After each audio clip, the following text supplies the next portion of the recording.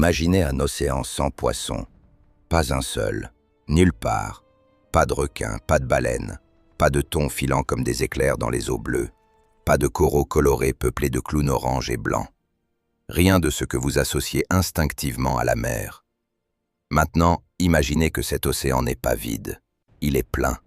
Plein de créatures que l'évolution n'a jamais reproduites depuis. Des formes que votre cerveau refuse de classer, parce qu'elles n'appartiennent à aucune catégorie connue. Des prédateurs qui régnaient sur des mers profondes bien avant que la nature n'invente la mâchoire.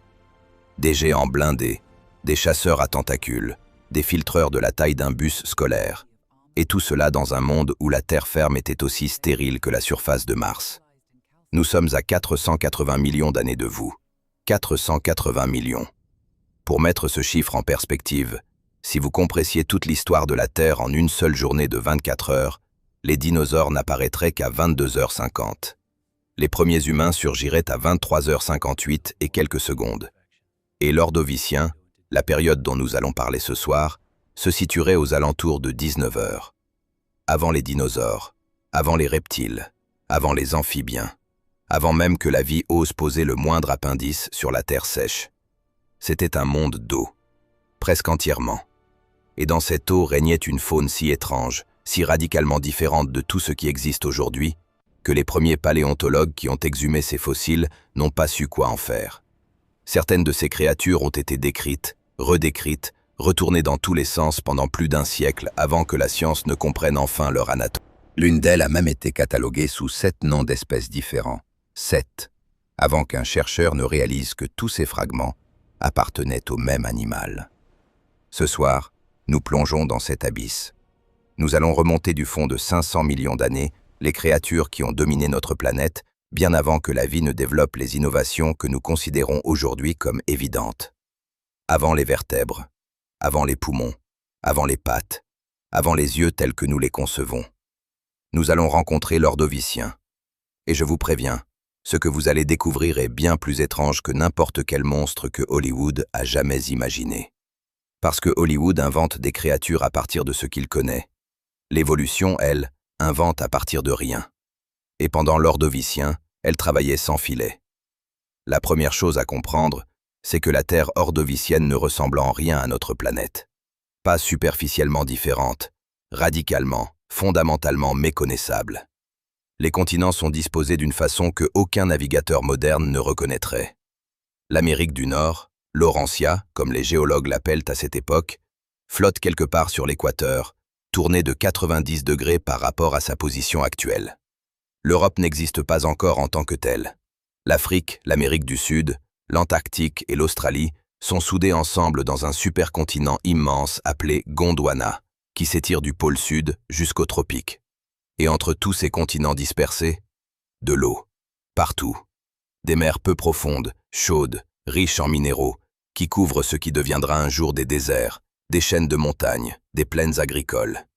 L'océan Iapetus, l'ancêtre de l'Atlantique Nord, sépare Laurentia de ce qui deviendra l'Europe. L'océan Réique commence tout juste à s'ouvrir au sud. Le niveau des mers est bien plus élevé qu'aujourd'hui. Les eaux peu profondes, ce que les géologues appellent les mers épicontinentales, inondent des surfaces continentales immenses. Ces zones côtières tièdes, baignées de lumière solaire, riches en nutriments dissous, vont devenir les berceaux d'une explosion de vie sans précédent. Le taux d'oxygène dans l'atmosphère est en hausse, pas encore au niveau actuel, mais suffisant pour alimenter des métabolismes de plus en plus complexes. Le dioxyde de carbone, en revanche, est bien plus abondant qu'aujourd'hui. Certaines estimations suggèrent jusqu'à 16 fois le niveau actuel, ce qui maintient une planète globalement plus chaude, plus humide, sans calotte glaciaire permanente au début de la période. Pas de glace au pôle, pas de saison marquée, un monde en serre. C'est dans ce contexte planétaire précis que se produit l'un des événements les plus extraordinaires de l'histoire de la vie, la grande biodiversification ordovicienne. Les paléontologues l'appellent la GOB, Grand Ordovician Biodiversification Event. Et ce nom ne rend pas justice à l'ampleur du phénomène. En l'espace de 25 millions d'années, une durée qui paraît immense à l'échelle humaine, mais qui représente un battement de cils à l'échelle géologique, le nombre de familles d'animaux marins triple. Triple. Des groupes entiers d'invertébrés apparaissent, se diversifient, colonisent de nouvelles niches écologiques à une vitesse qui défie l'entendement. Les fonds marins, qui étaient relativement simples au Cambrien précédent, deviennent soudainement des écosystèmes d'une complexité vertigineuse. Des récifs se construisent, pas de coraux comme nous les connaissons, mais des structures bâties par des organismes appelés bryozoaires et stromatopores. Des jardins de crinoïdes, ces animaux en forme de fleurs qui sont en réalité des parents des étoiles de mer, tapissent le plancher océanique par millions. Et dans cette explosion de vie, dans cette diversité explosive, émergent les prédateurs.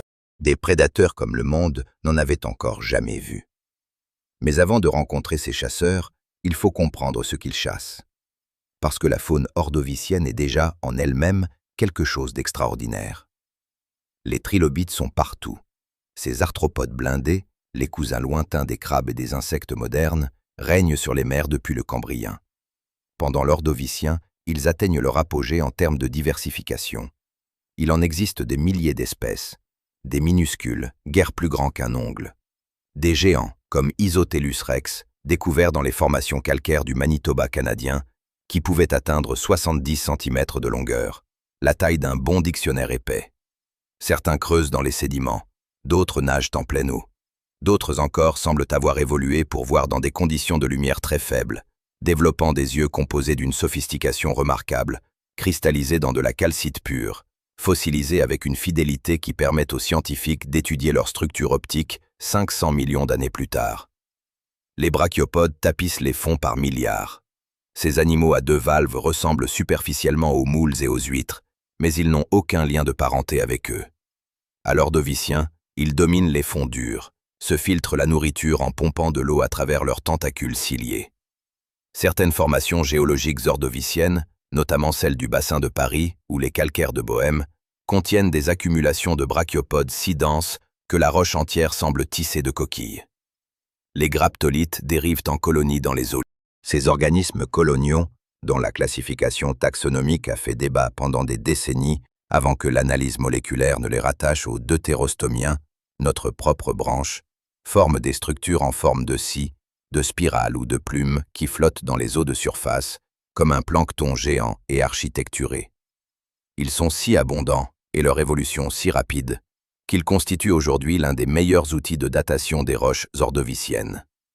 Trouvez un graptolite dans une roche, identifiez son espèce, et vous pouvez dater cette roche à quelques millions d'années près. Les échinodermes, parents des étoiles de mer et des oursins modernes, expérimentent des formes que l'évolution abandonnera ensuite, des blastoïdes en forme de boutons, des cystoïdes aux symétries imparfaites, des carpozoaires qui ressemblent à rien de connu. Et puis, il y a les mollusques. Ah, les mollusques. C'est là que les choses deviennent vraiment intéressantes. Parmi tous les groupes d'animaux qui peuplent les mers ordoviciennes, les céphalopodes occupent une place à part. Aujourd'hui, quand vous pensez céphalopodes, vous pensez pieuvres, calmars, sèches. Des animaux d'une intelligence remarquable, souples, rapides, sans coquille externe, ou presque, dans le cas du nautile, qui en conserve une enroulée. Mais à l'ordovicien, les céphalopodes n'ont pas encore appris la souplesse. Ils sont blindés. Et ils sont immenses. Les orthocères, du grec signifiant corne droite, sont des céphalopodes à coquille conique, allongée, parfois parfaitement droite comme une flèche de pierre, parfois légèrement courbée. Certaines espèces restaient modestes, quelques centimètres à peine. Mais d'autres ont poussé l'évolution dans des directions que l'on peine à croire. Camérocéras, qui vivait dans les mers de ce qui deviendra l'Amérique du Nord et l'Europe, est l'un des animaux les plus grands jamais produits par l'Ordovicien. Sa coquille, selon certaines estimations fondées sur les fragments fossilisés retrouvés dans les calcaires de l'Ohio et de l'Ontario, pouvait atteindre 9 mètres de longueur. 9 mètres, la longueur d'un autobus. Une coquille conique de 9 mètres, à l'intérieur de laquelle vivait un animal doté de tentacules, d'un bec corné et d'une mobilité assurée par le jet d'eau, le même principe que le calmar moderne. Visualisez cela un instant. Un tube de pierre de 9 mètres, se déplaçant dans les eaux peu profondes de l'Ordovicien, traçant son chemin avec la lenteur menaçante d'un sous-marin préhistorique. À l'extrémité ouverte de ce cône, une couronne de tentacules. Un bec capable de broyer des coquilles épaisses. Des yeux probablement bien développés, comme chez tous les céphalopodes, scrutant les fonds et les eaux environnantes. Voilà le seigneur des mers ordoviciennes. Et pourtant, même Camérocéras n'est pas seul au sommet. Parce que dans ces mers peuplées de géants blindés et de chasseurs à tentacules, il y a quelque chose d'autre. Quelque chose que les paléontologues ont mis du temps à identifier. Quelque chose dont les fossiles, éparpillés sur plusieurs continents, ont d'abord semblé ne pas appartenir au même animal. Quelque chose qui, une fois reconstitué, a forcé les scientifiques à reconsidérer ce qu'ils pensaient savoir sur les limites de la taille animale à cette époque. Son nom est Tarandaspis. Non, attendez. Son nom est bien plus ancien que ça. Et son histoire est bien plus complexe. Nous y reviendrons. Mais d'abord, il faut comprendre la règle fondamentale des mers ordoviciennes. La règle qui explique tout. Dans un monde sans poissons, sans mâchoires, sans vertébrés nageurs dignes de ce nom, qui règne? La réponse va vous surprendre. Et elle va changer votre façon de regarder l'océan pour toujours. Il faut effacer une idée que vous portez sans le savoir, parce qu'elle est gravée dans chaque documentaire, chaque aquarium, chaque film de requin que vous avez jamais vu. L'idée que pour être un prédateur redoutable, il faut des mâchoires. Dans les mers ordoviciennes, cette idée n'existe pas encore. Et pourtant, les prédateurs, eux, existent, pleinement, férocement, efficacement. Revenons 480 millions d'années en arrière. Les eaux peu profondes qui couvrent ce qui deviendra l'Amérique du Nord sont traversées par une lumière filtrée, verdâtre, chargée de particules en suspension. Le fond est tapissé de sédiments fins, de coquilles brisées, de colonies de bryozoaires qui s'élèvent comme de petites cathédrales de calcaire. Des nuages de trilobites pèsent sur les tapis microbiens. Des graptolites dérivent en longues chaînes argentées dans les eaux de surface.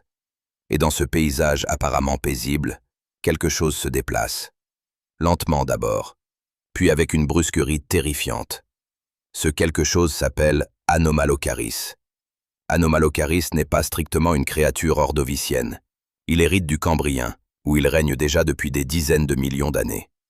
Mais pendant l'Ordovicien, ses descendants et ses cousins continuent d'exercer leur domination. Et l'histoire de sa découverte est l'un des grands romans policiers de la paléontologie. En 1882, un géologue canadien nommé Joseph White-Eaves extrait d'un bloc de calcaire du Québec un appendice fossilisé, courbé, articulé, muni de pointes rigides. Il ne sait pas quoi en faire. Il conclut qu'il s'agit de la queue d'une crevette. Il nomme l'espèce Anomalocaris, ce qui signifie littéralement « crevette anormale ». Quelques années plus tard, dans les schistes de Burgess en Colombie-Britannique, l'une des fenêtres paléontologiques les plus extraordinaires qui soient, d'autres chercheurs trouvent un disque fossilisé circulaire, denticulé, ressemblant à une tranche d'ananas pétrifiée. Ils croient identifier une méduse. Ils la nomment séparément. Puis ils trouvent un corps, sans tête ni appendice clairement identifiable. Ils pensent à une éponge. 3 animaux différents, 3 noms différents, 3 publications séparées. Ce n'est qu'en 1985 que le paléontologue Harry Whittington et son étudiant Simon Conway Morris réalisent l'impensable. Ces 3 fossiles appartiennent au même animal. L'appendice courbé est la pince buccale. Le disque dentelé est la bouche. Le corps est le corps. Reconstitué, Anomalocaris est un animal d'1 mètre de long, parfois davantage selon les spécimens, avec 2 appendices frontaux articulés servant à saisir les proies. Une bouche circulaire composée de plaques rigides, incapables de se fermer complètement, et un corps aplati muni de lobes natatoires ondulants sur les flancs. Il nage en faisant onduler ses lobes de façon synchronisée, comme une raie moderne, avec une précision hydrodynamique redoutable. Ses yeux sont composés, montés sur des pédoncules. Selon une étude publiée dans Nature en 2012 par l'équipe de l'Université de Nouvelle-Angleterre, les yeux d'Anomalocaris possédaient jusqu'à 16 000 facettes individuelles, autant que les libellules modernes, champions de la vision chez les arthropodes actuels. Il voit très bien, il nage très bien, et selon les analyses biomécaniques de ses appendices frontaux, il est capable de saisir des proies blindées, des trilobites, des organismes à coquilles épaisses. Sa bouche, malgré son incapacité à se fermer hermétiquement, exerce une pression suffisante pour fracturer des carapaces de chytite. Pendant l'Ordovicien, des formes apparentées, comme Urdia, comme Peitoia, comme les radiodontiens en général, continue cette lignée de prédateurs sans mâchoire. Ils représentent le sommet d'une architecture corporelle entièrement différente de la nôtre, une solution évolutive à la question « Comment tuer efficacement ?», qui n'a rien à voir avec les vertèbres ou les os. Mais Anomalocaris n'est pas seul. Dans cette période, un autre type de prédateur peuple les mers peu profondes, les euryptérides. Ces arthropodes, souvent appelés scorpions de mer, bien qu'ils ne soient pas strictement des scorpions, apparaissent à l'Ordovicien et deviendront l'un des groupes les plus durables et les plus diversifiés de l'histoire animale, survivant jusqu'au Permien.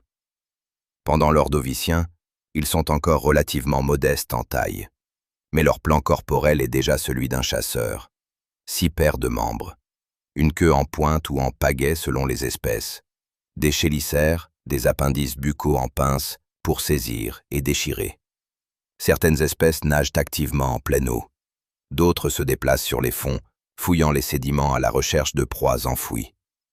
Ce qui est remarquable avec les euryptérides, c'est leur adaptabilité.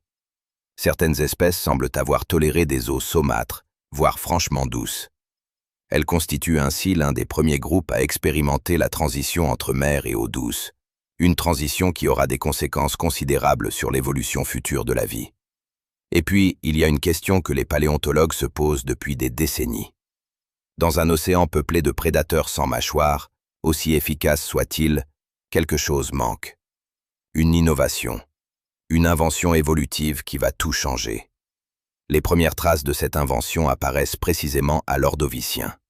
Pas encore sous une forme reconnaissable, pas encore sous une forme qui vous ferait peur si vous la croisiez. Mais les fondations sont là, dans les fossiles, attendant que la paléontologie les lise correctement. Des fragments osseux microscopiques, des écailles, des éléments dentaires primitifs, les conodontes, qui pendant des décennies ont été classés comme des curiosités sans propriétaire connu.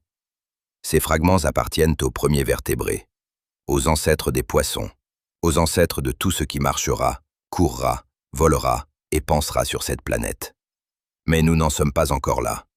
Pour l'instant, dans les mers ordoviciennes, ces premiers vertébrés sont minuscules, vulnérables et entièrement démunis face aux maîtres de l'océan. Comment survivent-ils? C'est la question du prochain chapitre. 9 mètres. Prenez le temps de visualiser cette longueur. C'est la distance entre vous et le mur d'en face, multipliée par plusieurs fois. C'est la longueur d'un autobus scolaire.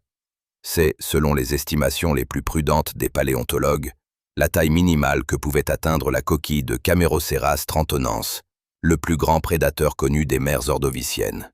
Pas le corps entier, la coquille seule. Camérocéras appartient au groupe des orthocères, ces céphalopodes à coquille droite dont nous avons parlé brièvement au premier chapitre. Mais dire que Camérocéras est un orthocère, c'est comme dire qu'un porte-avions est un bateau. Techniquement exact, fondamentalement insuffisant. Les premiers fragments de ce géant ont été découverts au XIXe siècle dans les calcaires ordoviciens de l'Ohio, de l'Ontario et de la Suède. Des sections de coquilles fossilisées, coniques, cloisonnées à l'intérieur en chambres successives, un peu comme les étages d'une fusée. Ces chambres, appelées camérae, donnent leur nom au genre. L'animal vivait dans la dernière chambre, la plus large, à l'extrémité ouverte du cône. Les chambres précédentes étaient remplies de gaz ou de liquide, régulé par un tube fin appelé siphuncle, traversant toute la longueur de la coquille. Ce système, gaz contre liquide, équilibre et déséquilibre, est un mécanisme de flottaison d'une élégance remarquable. En modifiant la proportion de gaz dans ces chambres, l'animal pouvait monter, descendre, se maintenir à une profondeur précise, sans effort musculaire particulier. Le nautile moderne fonctionne exactement sur le même principe. Camérocéras l'avait perfectionné des centaines de millions d'années avant lui. Mais ce qui fascine les paléontologues, ce n'est pas seulement la taille de Camérocéras, c'est ce qu'il mangeait. Et comment on le sait? Dans plusieurs formations calcaires ordoviciennes, notamment dans les gisements de la formation Black River en Amérique du Nord, des chercheurs ont découvert des fossiles de trilobites et d'autres invertébrés portant des marques caractéristiques, des perforations circulaires, des sections de coquilles arrachées avec une régularité qui ne doit rien au hasard. Ces marques correspondent à la taille et à la forme d'un bec de céphalopode de grande taille. Selon une analyse publiée dans le Journal of Paleontology, le diamètre de certaines perforations suggère un prédateur dont l'ouverture buccale dépassait largement celle de tout autre céphalopode connu à cette époque. Camérocéras est le suspect principal. Et c'est ce type d'indices indirects, des marques sur des os, des traces sur des coquilles, qui constituent souvent l'essentiel des preuves dont disposent les paléontologues pour reconstituer des comportements vieux de 500 millions d'années. Pas de muscles fossilisés, pas de contenu stomacal préservé, juste des cicatrices dans la pierre. Mais ces cicatrices parlent. Comment se déplaçait Camérocéras? C'est une question à laquelle la biomécanique tente de répondre. La propulsion par jet d'eau, le même mécanisme que le calmar moderne, implique d'aspirer de l'eau dans une cavité corporelle, puis de l'expulser violemment par un siphon. Pour un animal de quelques centimètres, c'est efficace et rapide. Pour un animal traînant une coquille de 9 mètres remplie partiellement de liquide, les contraintes physiques sont considérablement différentes.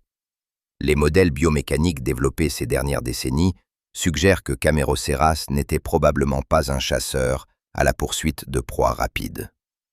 Sa coquille représentait une masse et une résistance hydrodynamique considérables. Il était vraisemblablement un prédateur d'embuscade ou un chasseur lent, exploitant sa taille pour dominer des proies qui n'avaient nulle part où fuir. Imaginez-le se déplaçant au-dessus des fonds couverts de crinoïdes, sa coquille projetant une ombre immense sur les colonies de bryozoaires en dessous. Les trilobites, sentant, par des mécanismes chimiques ou vibratoires, quelque chose d'anormal dans l'eau, s'enroulent en boule dans leur réflexe défensif caractéristique. Ce réflexe qui suffit contre la plupart des prédateurs de l'époque, mais pas contre celui-là. Une question reste ouverte parmi les spécialistes. Camérocéras était-il vraiment aussi grand que certaines reconstructions le suggèrent? La difficulté est inhérente à la nature des fossiles de céphalopodes géants. Les coquilles se fragmentent. On ne retrouve presque jamais une coquille complète. On extrapole à partir de sections, de courbures, de l'épaisseur des parois. Et les estimations varient. Les chiffres les plus conservateurs situent la taille maximale de Camérocéras autour de 5,5 mètres. Les estimations les plus larges montent jusqu'à 9 ou 10 mètres. Selon une révision publiée par Björn Kröger du Musée d'histoire naturelle de Berlin, la réalité se situerait probablement entre les deux, autour de 6 à 7 mètres pour les individus les plus grands, ce qui en fait néanmoins l'un des invertébrés prédateurs les plus massifs de toute l'histoire de la vie animale. Quelle que soit la taille exacte, une chose est certaine. Dans les mers ordoviciennes, rien ne lui résistait. Rien? Presque rien. Parce que les mers ordoviciennes cachent encore d'autres surprises dans leur profondeur. Des créatures qui vivent non pas dans les eaux de surface, non pas en pleine eau, mais dans l'obscurité des fonds, dans les sédiments, dans les crevasses entre les récifs de bryozoaires. Ces créatures, nous les avons largement ignorées jusqu'ici. Et c'est une erreur. Parce que comprendre l'ordovicien sans comprendre ses fonds marins, c'est essayer de comprendre une forêt en ne regardant que les arbres les plus hauts. La vraie vie, la vie qui fait tourner l'écosystème, qui recycle, qui construit, qui maintient l'équilibre, se passe en bas, tout en bas. Descendez. Laissez les eaux de surface derrière vous. Laissez la lumière s'atténuer progressivement, du vert au bleu, du bleu au gris. Laissez le bruit, si tant est que vous puissiez parler de bruit dans un océan sans poissons, se transformer en vibrations sourdes, en craquements de coquilles, en le froissement imperceptible des sédiments qui se déposent en couches infiniment fines. Vous voilà au fond, et le fond ordovicien est vivant, radicalement, intensément, presque encombrantement vivant. La première chose qui vous frapperait, si vous pouviez y plonger, c'est la densité. Pas la densité de l'eau, la densité du vivant. Les fonds des mers épicontinentales ordoviciennes, ces mers peu profondes qui inondent les plateaux continentaux, ne ressemblent pas au désert de sable que vous imaginez peut-être. Ils ressemblent à une ville. Une ville construite par des organismes dont la plupart n'ont aucun équivalent moderne. Les crinoïdes en forment les tours. Ces animaux, parents des étoiles de mer, des oursins, des holothuries, s'ancrent dans les sédiments par un pédoncule calcaire et déploient vers le haut une couronne de bras filtreurs. Pendant l'ordovicien, ils prolifèrent à une échelle presque inimaginable. Certaines formations géologiques, notamment les calcaires de Katian en Europe du Nord, sont composées pour une large part de leurs fragments accumulés sur des millions d'années. Des prairies de crinoïdes, des forêts de crinoïdes, s'étendant à perte de vue sur des fonds baignés d'une lumière diffuse, ondulant lentement dans les courants. Entre eux se glissent les bryozoaires. Ces organismes coloniaux, chaque individu appelé zooïde est microscopique, mais la colonie peut former des structures visibles et ramifiées, construisent des récifs à l'ordovicien bien avant que les coraux modernes n'inventent les leurs. Leur structure calcifiée offre abri, ancrage et surface à des dizaines d'autres espèces. Dans ces forêts de crinoïdes et ces récifs de bryozoaires vivent des communautés entières d'organismes fouisseurs. Les vers, dont il reste peu de traces directes, les corps mous ne se fossilisant qu'exceptionnellement, sont présents en grand nombre, inférés par les terriers qu'ils laissent dans les sédiments. Ces structures, appelées ichnofossiles, constituent une archive comportementale précieuse. Un terrier fossilisé ne nous dit pas à quoi ressemblait son auteur, mais il nous dit comment il vivait, comment il mangeait, comment il se déplaçait. À l'ordovicien, les sédiments sont criblés de terriers. Certains sont simples, verticaux, creusés par des animaux qui plongeaient dans le sédiment pour se nourrir ou s'abriter. D'autres sont complexes, ramifiés, révélant des comportements de fouissement sophistiqués. L'ichnofossile Cruziana, une trace en forme de sillon double caractéristique, est attribuée aux trilobites fouisseurs et se retrouve dans des formations ordoviciennes sur tous les continents. Mais l'habitant le plus étrange des fonds ordoviciens n'est ni un crinoïde, ni un bryozoaire, ni un trilobite fouisseur. C'est un animal dont le nom évoque davantage un matériau de construction qu'une créature vivante. Les stromatopores. Ces organismes, dont la classification a longtemps fait débat entre paléontologues, oscillant entre éponges, algues calcifiées et organismes entièrement éteints, construisent des structures massives de calcite lamellées qui participent activement à la construction des récifs ordoviciens. Ce sont des bâtisseurs silencieux, immobiles, dont l'action individuelle est imperceptible, mais dont l'effet cumulatif, sur des milliers d'années, transforme le fond marin en architecture complexe. Pendant longtemps, on ne savait pas exactement ce qu'ils étaient. Ce n'est qu'à partir des années 2000, grâce à des analyses de leur microstructure au microscope électronique et à des comparaisons avec des organismes modernes, que la plupart des spécialistes ont convergé vers une classification comme éponge calcaire. Mais le débat n'est pas entièrement clos. C'est ça la paléontologie, des certitudes provisoires. Et puis, il y a les nautiloïdes. Pas les géants comme Camérocéras dont nous avons déjà parlé. Les autres, les petits, les modestes. Ceux qui rampent sur les fonds plutôt que de nager en pleine eau. Ceux qui fouillent entre les coquilles mortes à la recherche de charognes. Ceux qui occupent les niches intermédiaires de l'écosystème. Car un écosystème ne peut pas ne contenir que des géants et que des proies sans défense. Il lui faut des niveaux intermédiaires, des décomposeurs, des charognards, des paraïstes, des nettoyeurs. À l'ordovicien, ces rôles sont tenus par une diversité d'organismes que nous commençons à peine à comprendre, précisément parce qu'ils laissent moins de traces que les grands prédateurs ou les constructeurs de récifs. Une découverte récente a bouleversé notre compréhension de ces fonds. En 2016, une équipe internationale travaillant sur des formations ordoviciennes du Maroc, le Maroc est l'une des fenêtres paléontologiques les plus riches pour cette période, a décrit plusieurs spécimens d'organismes à corps mou fossilisés dans des conditions exceptionnelles. Ces fossiles, conservés dans des schistes fins à grains très serrés, montrent des détails anatomiques internes, des traces de système digestif, des impressions de tissus mous, qui ne se conservent normalement pas. Ce type de gisement exceptionnel, que les paléontologues appellent un Lagerstätte, est rare. Et chaque fois qu'on en découvre un nouveau pour l'ordovicien, il révèle une diversité que les fossiles ordinaires, os, coquilles, dents, ne laissaient pas soupçonner. Des organismes entièrement mous, sans coquilles, sans carapace, sans structure minéralisée d'aucune sorte. Des animaux dont l'existence entière aurait été invisible pour la paléontologie si quelques individus malheureux n'avaient pas été enfouis dans les conditions exactes permettant leur préservation. Combien d'espèces ordoviciennes nous échappent encore complètement? C'est une question sans réponse satisfaisante. Et c'est précisément là que la paléontologie reste une science profondément incomplète, non pas par manque de rigueur, mais par manque de données. La pierre garde ses secrets. Ce que ces fonds nous racontent, malgré tout, c'est une leçon d'interdépendance. Les crinoïdes filtrent le plancton. Leurs excréments nourrissent les sédiments. Les vers fouisseurs aèrent ces sédiments, permettant leur oxygénation. Les bryozoaires et les stromatopores créent des structures qui protègent des centaines d'espèces. Les charognards recyclent les morts. Les prédateurs intermédiaires régulent les populations de filtreurs. Retirez un maillon, et la chaîne tremble. C'est vrai aujourd'hui. C'était vrai il y a 480 millions d'années. Et c'est cette complexité, cette interdépendance fragile et élaborée qui rend la suite de notre histoire si brutale. Parce que quelque chose va briser cette chaîne, quelque chose d'imprévisible, d'irréversible, de planétaire. Mais avant d'en arriver là, il reste une créature à rencontrer.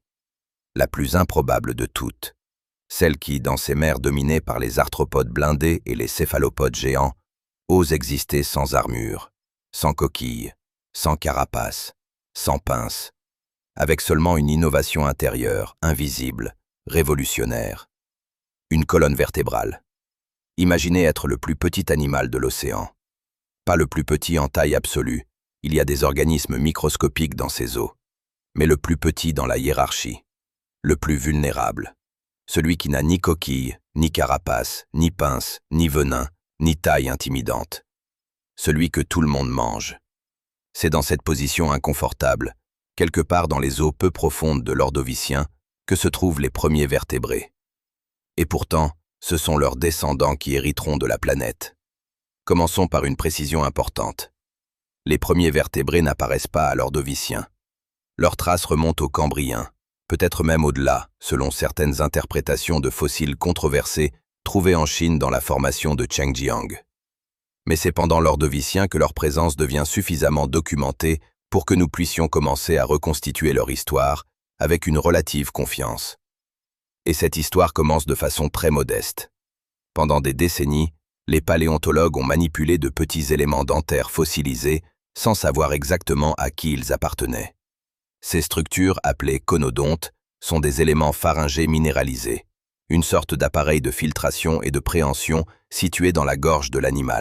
Microscopiques pour la plupart, pointus, élégamment sculptés, ils se retrouvent dans les roches marines du Cambrien jusqu'au Trias. Ils sont si abondants et évoluent si rapidement qu'ils constituent, comme les graptolites, un outil de datation stratigraphique de premier ordre. Mais l'animal qui les portait restait un mystère.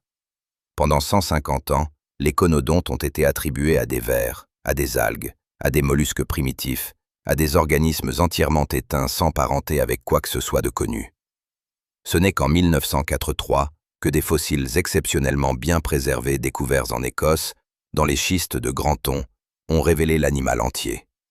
Ce qui portait ces éléments était un animal allongé, aplati, d'à peine quelques centimètres de long, sans mâchoire, sans nageoire paire, avec de grands yeux et, chose décisive, une notocorde, la structure rigide longitudinale qui préfigure la colonne vertébrale des vertébrés. Les conodontes étaient des vertébrés primitifs, ou du moins des membres du groupe plus large des craniates, les animaux pourvus d'un crâne. Cette révélation a profondément réorganisé l'arbre évolutif des vertébrés. Mais les conodontes ne sont pas les seuls représentants des premiers vertébrés à l'Ordovicien. Il y a aussi les agnates. Ce mot signifie « sans mâchoire ». Et c'est précisément ce qui définit ces animaux, non pas ce qu'ils ont, mais ce qui leur manque. Pas de mâchoires articulées, pas de dents fonctionnelles au sens où nous l'entendons. Une bouche qui filtre, aspire, racle, mais ne mord pas. Parmi eux, Arandaspis prionotus, découvert en Australie centrale dans des formations ordoviciennes du territoire du Nord. Décrit pour la première fois en 1977 par les paléontologues australiens Ritchie et Gilbert Tomlinson, il mesure environ 20 cm de longueur. Son corps est recouvert de plaques osseuses dorsales et ventrales, qui forment un bouclier rigide autour de la tête et du tronc antérieur. Le reste du corps, mou et flexible, assure la propulsion. 20 cm. Dans un océan peuplé de Camérocéras de 9 mètres et d'Anomalocaris d'1 mètre, 20 cm représente une vulnérabilité absolue. Alors pourquoi les plaques osseuses? C'est l'une des questions les plus débattues de la paléontologie des premiers vertébrés.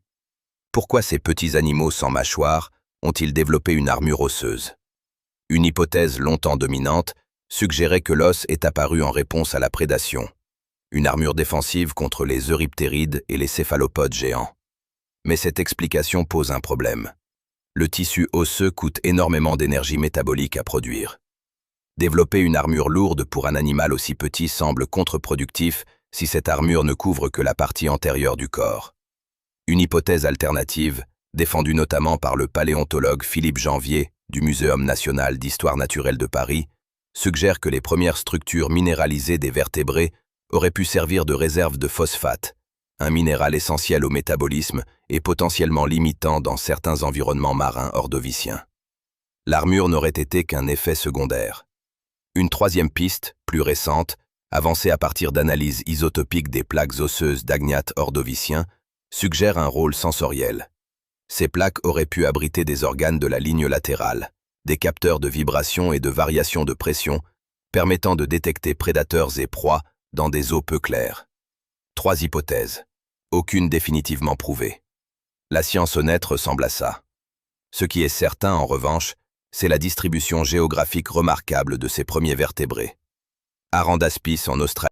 Sacabambaspis, une forme très similaire, découverte en Bolivie et en Oman. Des territoires qui, à l'Ordovicien, faisaient partie du Gondwana et se trouvaient dans des latitudes proches. Porophoraspis en Australie également. Des fragments osseux non assignés, retrouvés dans des formations ordoviciennes d'Amérique du Nord, d'Europe et de Sibérie. Ces premiers vertébrés blindés ne sont pas cantonnés à un coin isolé de l'océan ordovicien. Ils sont présents sur la quasi-totalité du globe, ce qui suggère une diversification rapide et une dispersion efficace à partir d'une origine commune relativement ancienne. Ils sont partout, petits, vulnérables, sans mâchoire. Mais partout. Et c'est peut-être là le début de tout. Parce que regarder ces 20 cm de chair et d'os dans les eaux ordoviciennes, c'est regarder l'avenir sans le savoir. Dans ces plaques osseuses primitives se cachent les prémices de toutes les structures squelettiques qui permettront un jour à des animaux de marcher, de courir, de voler, de penser. Dans cette notocorde rudimentaire se trouve le plan de construction de chaque vertèbre de chaque poisson, de chaque lézard, de chaque oiseau, de chaque mammifère qui existera jamais. 480 millions d'années après l'Ordovicien, les descendants de ces créatures de 20 cm construiront des villes, enverront des sondes vers les planètes extérieures et déterreront les fossiles de leurs ancêtres dans des formations calcaires australiennes. Mais n'anticipons pas. Dans l'immédiat, dans l'Ordovicien, ces premiers vertébrés ont un problème plus urgent que l'évolution future de leur lignée. Ils ont un problème de survie quotidienne. Et bientôt, ils auront un problème bien plus grand encore. Un problème que personne dans cet océan ne peut anticiper. Un problème qui vient de loin, de très loin, de l'espace, et qui va tout effacer. Une dent, un fragment de coquille de 3 cm. Une trace dans un sédiment vieux de 450 millions d'années. C'est souvent tout ce dont dispose un paléontologue pour reconstituer un monde entier. Un monde avec ses prédateurs, ses proies, son climat, ses courants marins, ses saisons, sa chimie atmosphérique. Un monde aussi complexe et vivant que le nôtre. Comment fait-on? C'est la question de ce chapitre. Commençons par le commencement. Un fossile n'est pas un os. C'est une substitution chimique, lente, millimétrique, s'étalant sur des millénaires. Les minéraux présents dans les eaux souterraines infiltrant les sédiments remplacent progressivement les molécules organiques originales, os, coquilles, bois, parfois tissus mous, par des minéraux de substitution, calcite, silice, pyrite selon les conditions du milieu. Ce qui reste n'est pas l'animal, c'est son empreinte chimique dans la roche. Et cette empreinte, aussi fidèle soit-elle dans les meilleurs cas, déforme. Elle sélectionne. Elle préserve certaines structures et en efface d'autres. Les parties dures se fossilisent bien. Les parties molles, muscles, organes, peau, disparaissent presque toujours. Pour l'Ordovicien, ce biais de préservation est particulièrement prononcé. La grande majorité de ce que nous savons de cette période repose sur des coquilles, des carapaces, des plaques osseuses et des terriers. Tout ce qui était mou, et une fraction immense de la faune ordovicienne était entièrement molle, reste largement invisible. C'est pourquoi les Lagerstätten ordoviciens, ces gisements à préservation exceptionnelle, ont une valeur scientifique inestimable. Le plus célèbre est peut-être la formation de Fezouata, au Maroc.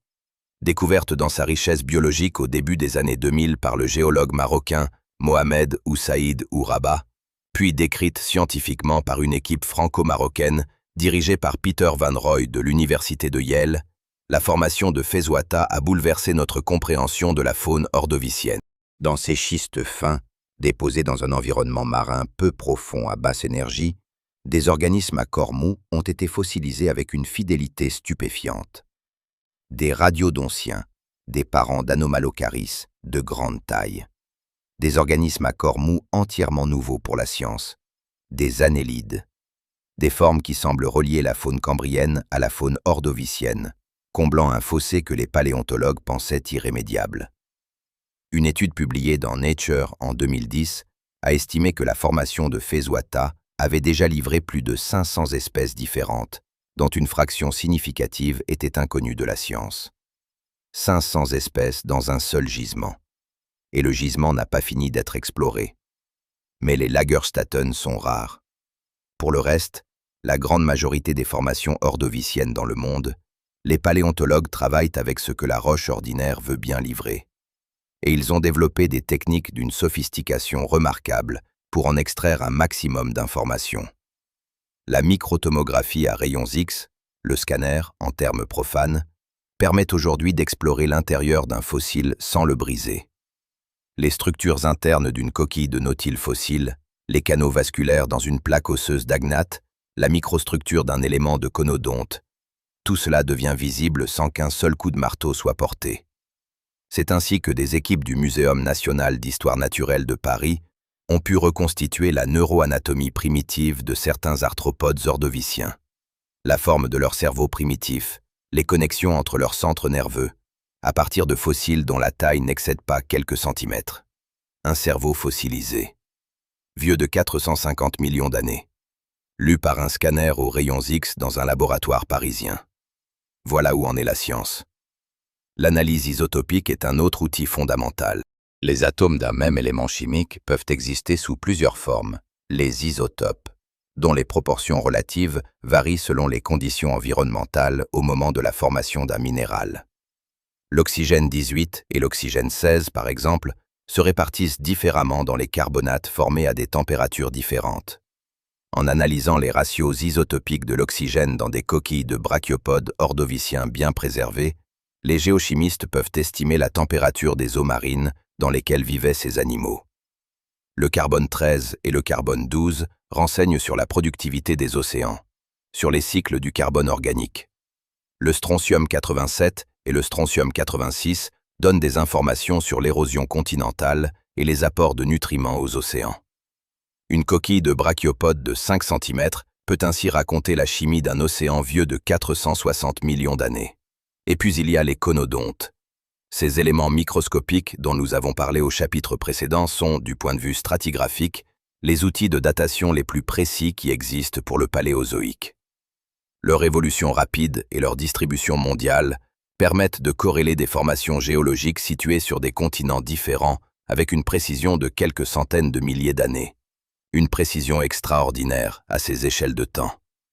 Un géologue qui trouve un conodonte particulier dans une roche sait immédiatement dans quelle tranche de temps cette roche s'est déposée. Il sait également, par comparaison avec d'autres formations contenant les mêmes conodontes, dans quel type d'environnement marin cette roche s'est formée. C'est une bibliothèque, écrite en minéraux, lisible seulement si on connaît l'alphabet. La reconstitution paléogéographique, la cartographie des continents anciens, repose quant à elle sur plusieurs lignes de preuves convergentes. Le paléognétisme enregistre dans les roches volcaniques l'orientation du champ magnétique terrestre au moment de leur formation. Comme ce champ varie avec la latitude, ces enregistrements permettent de déterminer à quelle latitude se trouvait une région donnée à une époque donnée. La distribution des fossiles apporte une confirmation biologique.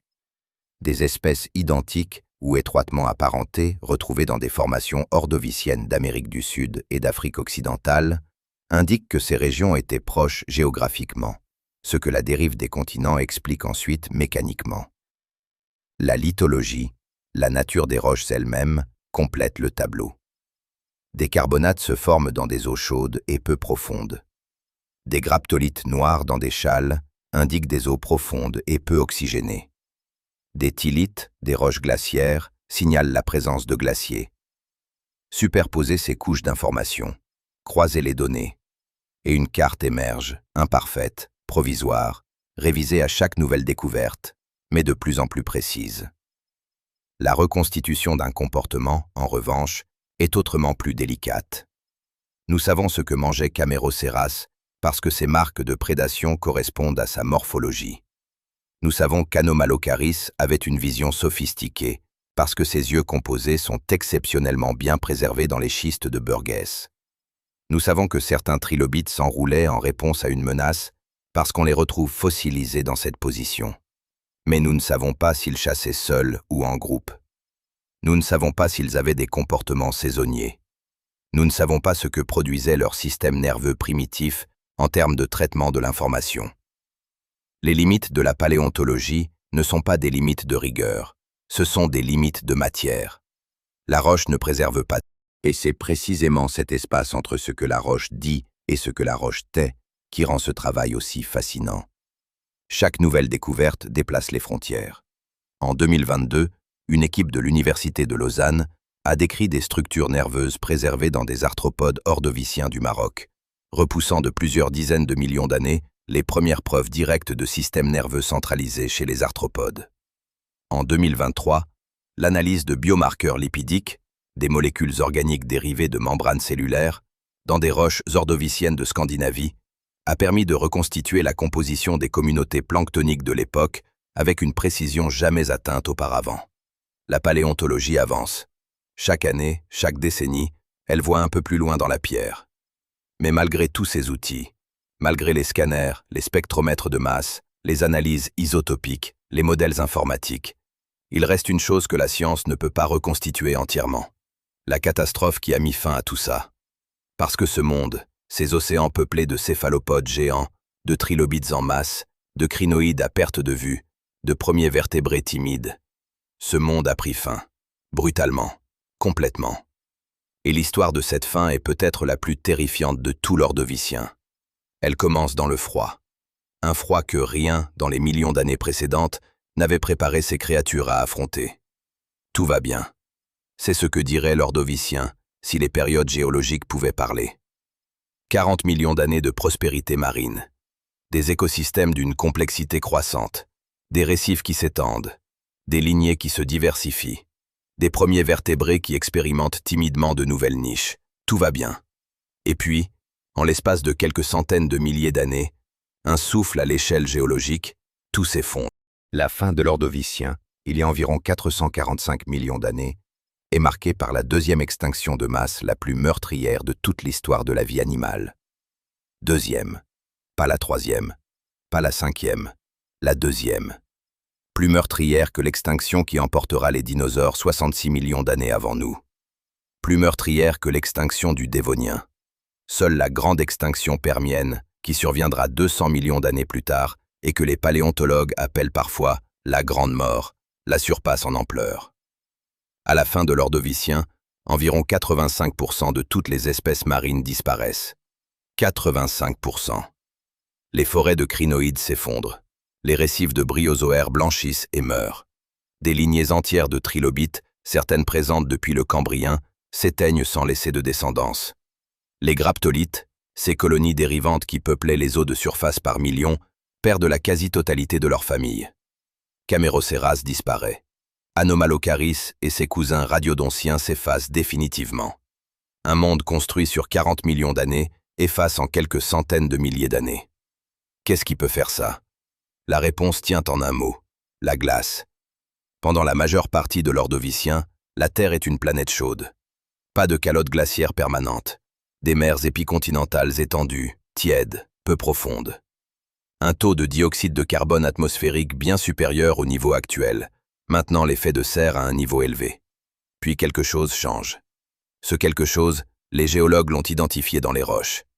Dans les thylites, ces dépôts glaciaires caractéristiques, retrouvés dans des formations de la fin de l'ordovicien sur plusieurs continents. Dans les striques glaciaires gravées dans des roches sahariennes qui, à cette époque, se trouvaient au pôle sud. Dans les changements isotopiques brutaux enregistrés dans les carbonates de cette période. Le Gondwana, ce supercontinent immense regroupant l'Afrique, l'Amérique du Sud, l'Antarctique et l'Australie, dérive progressivement vers le pôle sud au cours de l'ordovicien. Et à la fin de la période, Sa partie méridionale se retrouve directement centrée sur le pôle. Dans ces conditions, une calotte glaciaire commence à se former, lentement d'abord, puis avec une accélération redoutable, alimentée par les rétroactions climatiques classiques. Plus la glace couvre de surface, plus elle réfléchit le rayonnement solaire, plus la planète se refroidit, plus la glace s'étend. Une boucle de rétroaction positive. Un emballement climatique vers le froid. Mais la glaciation seule ne suffit pas à expliquer l'ampleur de la catastrophe. Il faut comprendre ce que la glaciation fait aux océans.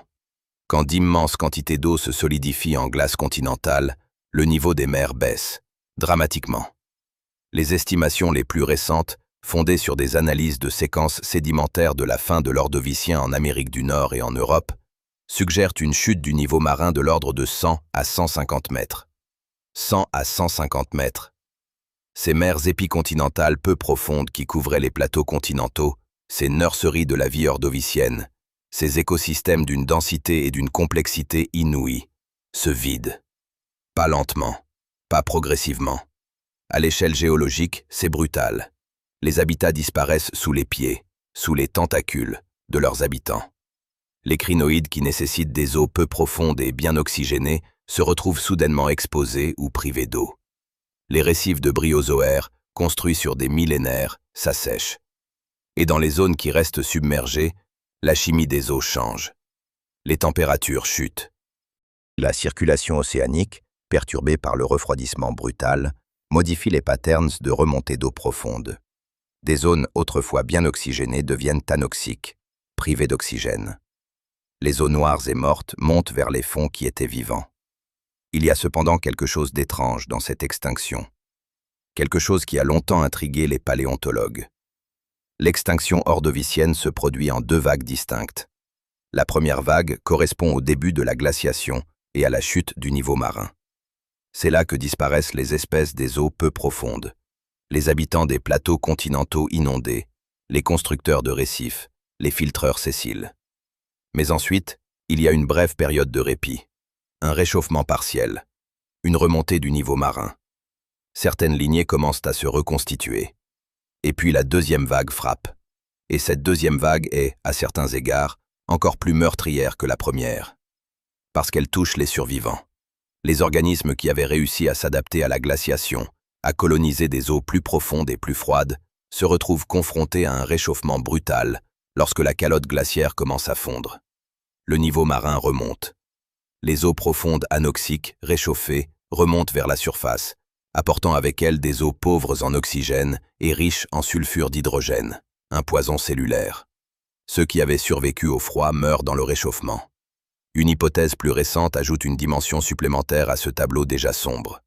En 2022, une équipe de l'Université de Genève dirigée par Thijs van den Broek a publié dans Nature Communications une analyse suggérant que les changements dans la circulation océanique provoqués par la glaciation ordovicienne auraient conduit à une remontée massive d'eau profonde chargée en métaux lourds, notamment en uranium et en molybdène, vers les zones de vie.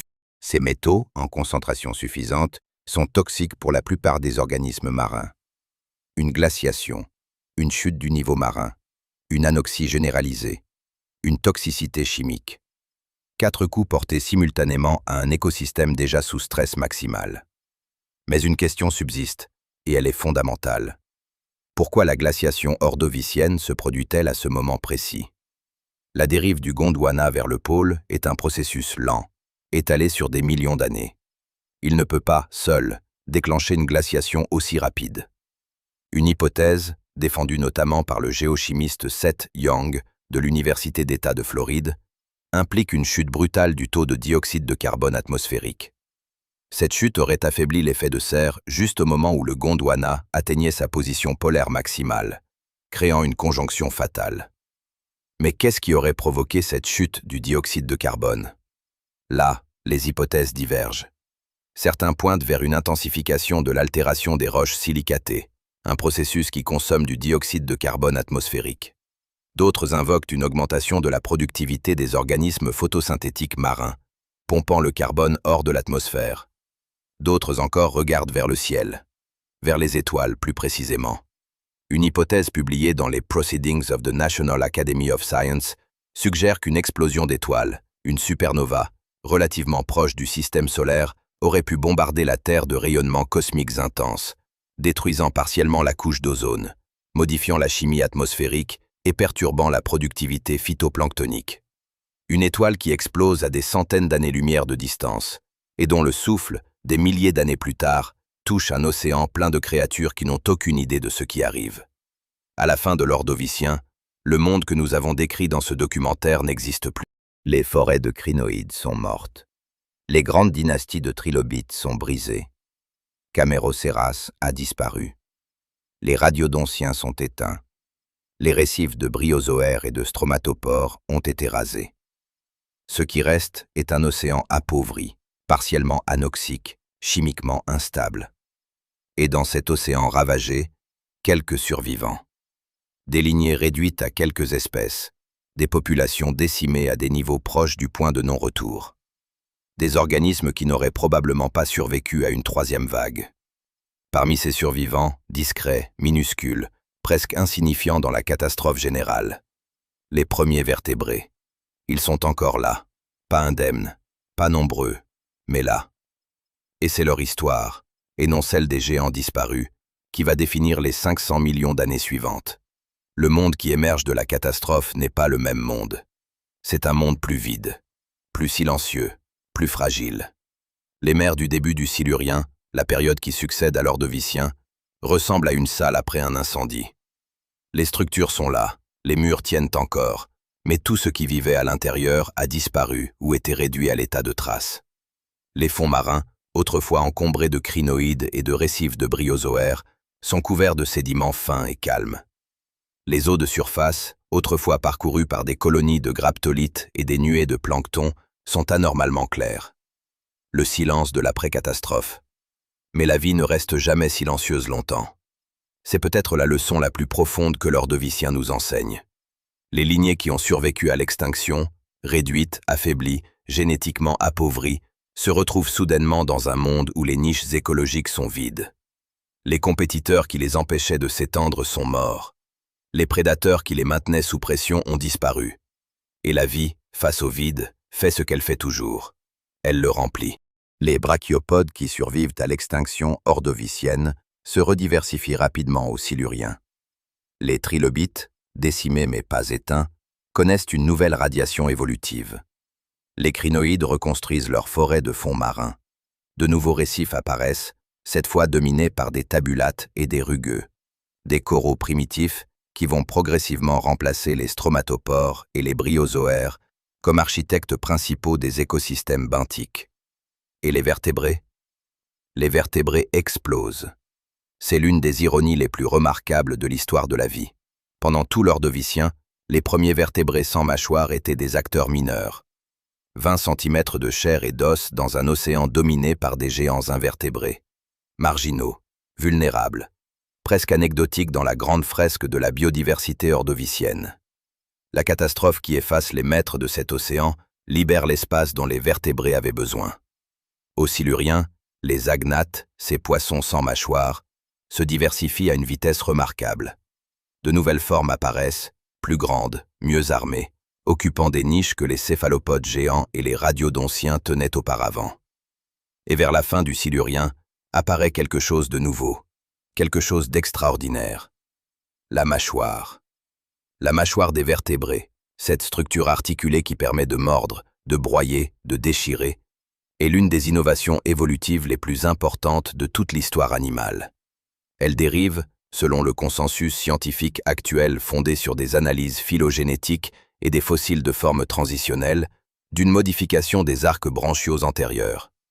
Des structures qui servaient à la respiration, réorientées par l'évolution vers la prédation. Une fois la mâchoire inventée, les vertébrés ne s'arrêteront plus. Au Dévonien, la période suivante, ils dominent déjà les océans. Les placodermes, ces poissons cuirassés aux mâchoires puissantes, atteignent des tailles que leurs ancêtres ordoviciens sans mâchoire n'auraient jamais pu atteindre. Dunkleosteus, le plus grand d'entre eux, mesure 6 mètres et développe une force de morsure estimée à plusieurs tonnes. Les premiers requins apparaissent. Les premières nageoires paires, ancêtres directs de nos bras et de nos jambes, se développent. Et vers la fin du Dévonien, Certains de ces poissons commencent à respirer de l'air, puis à ramper hors de l'eau. La suite, vous la connaissez. Qu'est-ce qui reste de l'ordovicien aujourd'hui, concrètement? Plus que vous ne le pensez. Les calcaires ordoviciens affleurent sur tous les continents. Dans les falaises de Bohême, dans les collines du Kentucky et de l'Ohio, dans les gorges du Yangtze en Chine, dans les plateaux d'Arabie. Chaque fois que vous marchez sur un trottoir de marbre calcaire dans une ville européenne, il y a une probabilité non négligeable que vos semelles reposent sur une roche formée dans les mers ordoviciennes, pleine de fragments de crinoïdes et de brachiopodes. Les fossiles de trilobites ordoviciens sont parmi les plus collectés au monde. Certaines espèces, comme Flexicalimene ou Isotellus, sont si abondantes dans les formations de l'Ohio et du Kentucky qu'elles sont extraites commercialement et vendues dans des boutiques du monde entier. Et les conodontes, ces éléments microscopiques portés par les premiers vertébrés que les géologues pétroliers utilisent depuis des décennies pour dater les formations sédimentaires dans lesquelles ils cherchent des hydrocarbures. Chaque fois qu'une foreuse pénètre dans une roche paléozoïque quelque part dans le monde et que l'ingénieur géologue analyse les fragments remontés pour dater la formation, il cherche peut-être des conodontes ordoviciens. Les fantômes de ces animaux guident encore nos forages. Et puis il y a le nautile. Ce mollusque à coquille enroulée que vous avez peut-être vu dans un aquarium ou sur une photographie, ce disque spiral d'une perfection géométrique presque irréelle, est le descendant direct des grandes dynasties de céphalopodes qui régnaient sur les mers ordoviciennes. Son principe de flottaison par chambre gazeuse est identique à celui de Camérocéras. Sa bouche en bec, ses tentacules, ses grands yeux, tout cela remonte en ligne directe à ces géants de 9 mètres qui parcouraient les eaux peu profondes il y a 480 millions d'années. Quand vous regardez un nautile, vous regardez un fantôme vivant de l'ordovicien, un survivant de 5 grandes extinctions de masse, un animal qui a traversé la catastrophe ordovicienne, la catastrophe dévonienne, la grande mort permienne, l'extinction Trias-Jurassique et l'extinction Crétacée sans perdre son plan corporel fondamental. Aujourd'hui, il est menacé. Par la pêche excessive, par la collecte de ses coquilles pour le commerce décoratif, par le réchauffement et l'acidification des océans. Un animal qui a survécu à 5 extinctions de masse, menacé par la 6e, celle que nous sommes en train de provoquer.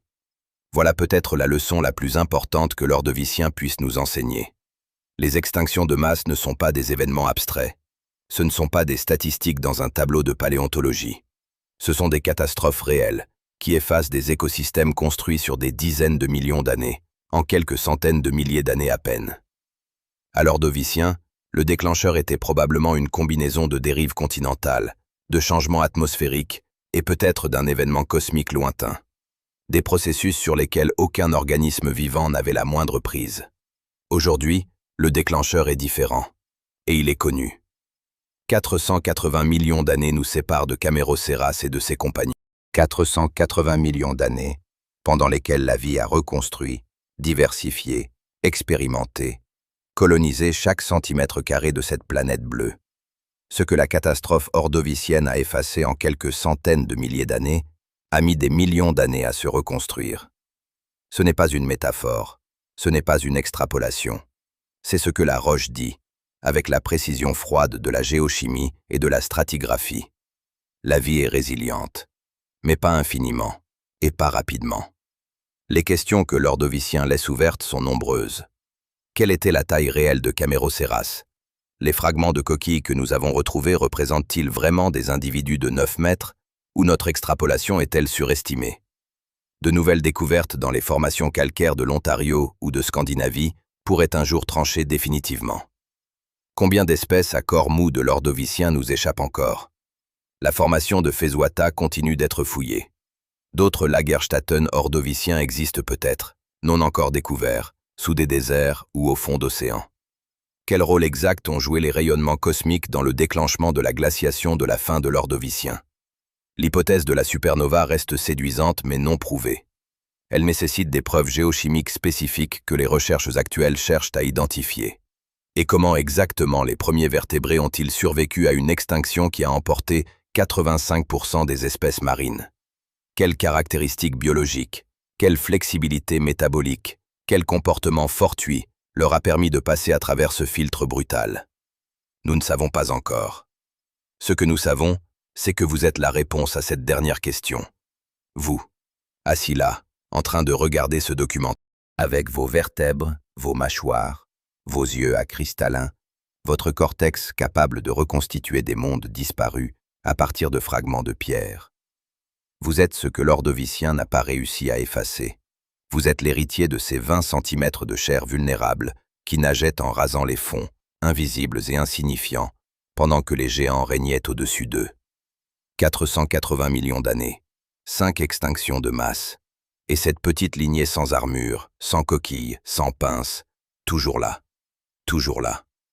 Si ce voyage dans l'ordovicien vous a donné envie d'en savoir plus sur les extinctions de masse, sur les premiers vertébrés ou sur les créatures que nous n'avons pas eu le temps de couvrir aujourd'hui, dites-le en commentaire. Parce qu'il reste des chapitres à écrire, il en reste toujours. L'histoire de la vie sur Terre est le roman le plus long qui ait jamais été écrit. Et nous n'en sommes qu'au début. Chapitre à écrire, il en reste toujours. L'histoire de la vie sur Terre est le roman le plus long qui ait jamais été écrit. Et nous n'en sommes qu'au début.